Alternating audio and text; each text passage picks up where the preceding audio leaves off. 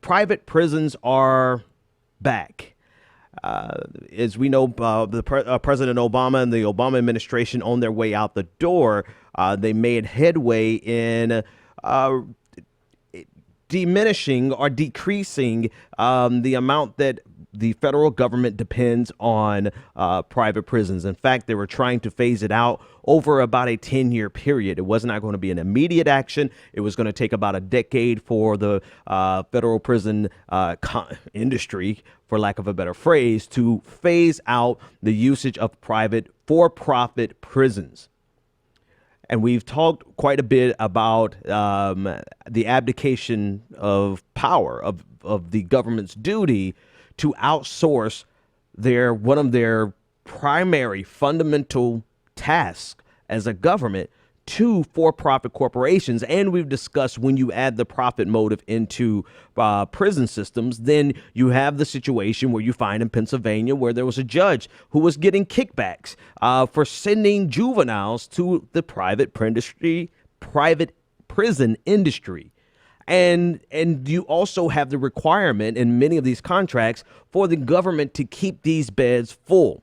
In other words, if they don't have people in these beds, they still have to pay these private prison companies. And what does that in turn cause? That causes a massive crackdown, because if the government is going to spend money to have a prisoner there, even if the prisoner is not there, the government is going to go out and find bodies to put there. In every way imaginable, for-profit prisons are not only a dereliction of duty, an abdication of duty, but to say it's detrimental is not hyperbolic enough. But we have turned back now with the Trump administration. We've turned back from this very modest move by the Obama administration, which was not, again, what the Obama administration did was not some type of salvific, life-changing, statement against private prisons. It simply said, we're going to phase it out over 10 years. Well, for Jeff Sessions, who is now the Attorney General, and the Trump administration, that is not good enough.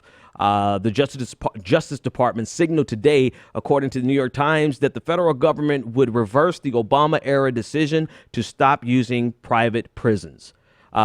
Jeff Sessions issued a memo placing one issued last statement. He issued. Oh my! What the hell is wrong with my mouth today? He issued a memo overturning Sally Yates' last memo that she issued in August. And Sessions said that Yates' directive went against longstanding Justice Department policy and practice and, quote, impaired the Bureau's ability to meet the future needs of the federal correctional system. In other words, he's trying, of course, any move can be caped in nice, flowery language to make it seem like you're trying to do what's in the best interest of the American people. In actuality, he's going to guarantee that these contracts for-profit prison companies continue in perpetuity. So when we talk about the private prison industry on the federal level, we're not talking about a large percentage of what the private prison industry does.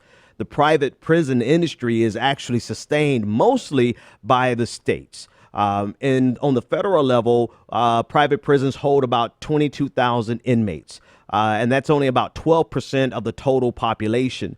And in many of the cases, these federal prison inmates, those facilities are used for foreign nationals who are being detained on immigration offenses. The prison population in general has been decreasing as changes to sentencing laws were taking place underneath the Obama administration. But there's a good chance that that's going to end too.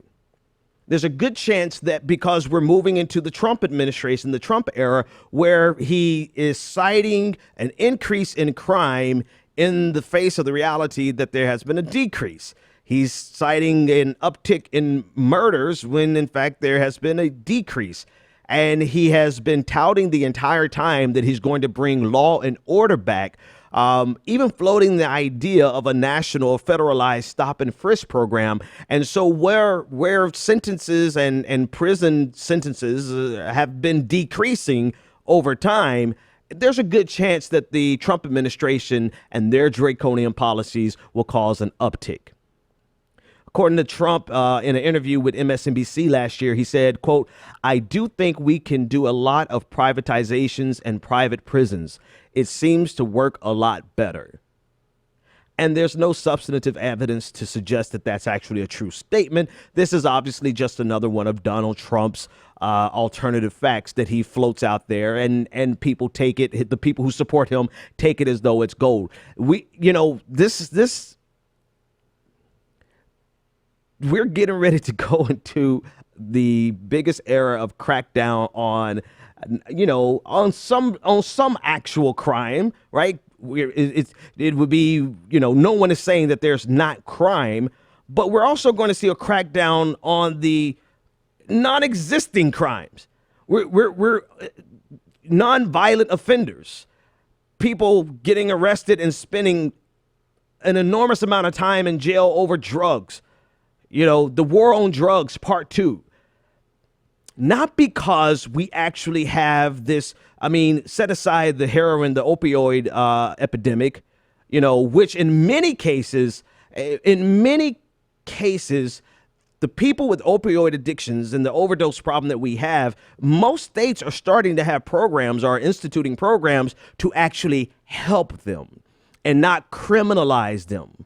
So I'm curious, as Donald Trump gets ready to go into this new era of law and order, whether or not he's going to continue the trend of not criminalizing, and that's not the appropriate phrase, because opioids are, you can be arrested, but there is the focus and the sentiment of the culture around heroin today that seeks treatment of people versus imprisonment. And I'm curious if Donald Trump is going to continue on that route, or is he going to crack down on opioid abusers? And the reason I make that distinction is because we've had historical crackdowns on drugs that disproportionately affect the black community, and even on drugs that are used overwhelmingly by everyone equally, but a laser-like focus on the black community. For instance, weed.